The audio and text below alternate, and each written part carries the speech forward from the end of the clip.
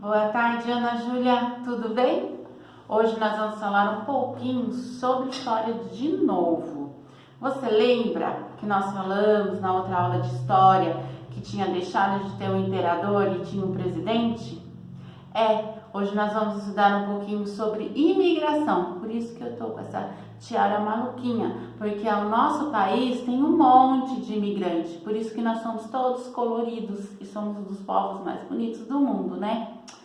Deixa pra lá, né, Ana? Então, quando o presidente começou a governar o Brasil, o que ocorreu, Ana?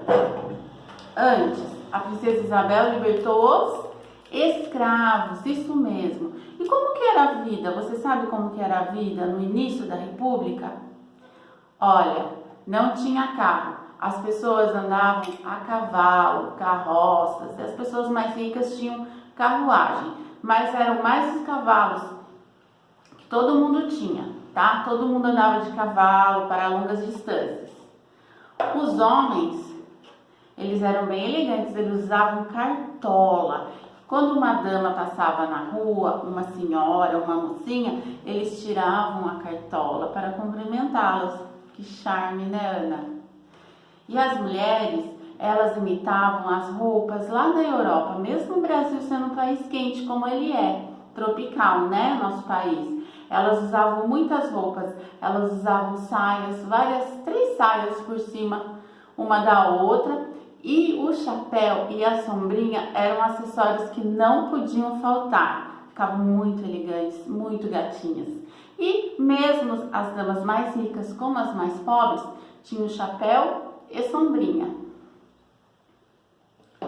As crianças se vestiam praticamente como adultos. Lembra dessa bonequinha? Elas também usavam chapéu e várias camadas de saia, roupinhas pesadas para um país tropical, porque imitavam lá a Europa. E o que aconteceu nesse tempo, Ana? Aconteceu que os escravos tinham sido libertos. Poucos ficaram trabalhando assalariadamente nas fazendas, mas ganhavam pouquíssimos e ainda eram bem explorados. Então, os fazendeiros pressionaram o presidente para deixar entrar imigrantes no Brasil para trabalhar nas lavouras de café. Porque os escravos foram libertados e não tinham mais pessoas para trabalhar nas lavouras de café. E o que o presidente fez? Autorizou. E o que é um imigrante? Você deve estar perguntando. Imigrante é uma pessoa que sai do seu país. Tipo, um imigrante saiu lá da Itália e veio morar aqui no Brasil. Então, ele troca de país. Ele vai para um país onde fala outra língua, outros costumes, outra comida, tudo. Quais os motivos que fazem uma pessoa deixar o seu país para ir para outro país? Na época da República, do início da República no nosso país, muitas pessoas estavam fugindo da Europa, porque estava tendo grande fome lá, não tinha emprego, as pessoas estavam passando muitas necessidades. Então, elas enxergavam no Brasil uma oportunidade de trabalhar, de melhorar de vida, de cuidar melhor de suas famílias. E como esses imigrantes vinham para cá? Na época não existia avião, nem carro, como a gente viu que usavam só cavalos. Existiam os navios, grandes navios, ó. E esses imigrantes deixavam tudo para trás e entravam nesses grandes navios e atravessavam o oceano. Manda beijinho para Ana. Balinha. Atravessavam o navio e passavam meses, praticamente uns 3 meses, nesses navios. E lá passavam também fome, dificuldade dentro desses navios. E chegavam aqui no Porto de Santos, no Brasil.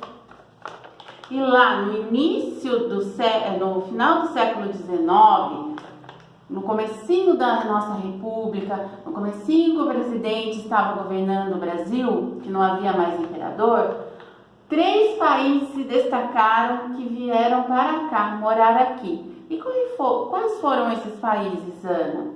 Olha, no sul do Brasil veio a colonização alemã. Vieram alemães atravessaram o oceano para vir morar aqui, trabalhar no sul do nosso país. Ó, o olhinho deles e a bandeira.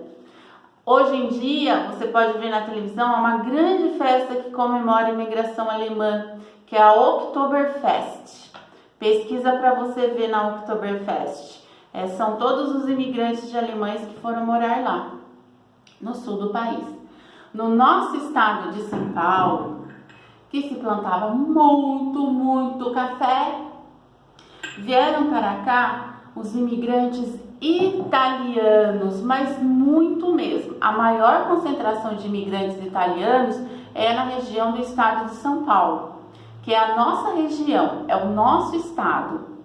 E também vieram os imigrantes japoneses. Ó, a bandeira do Japão.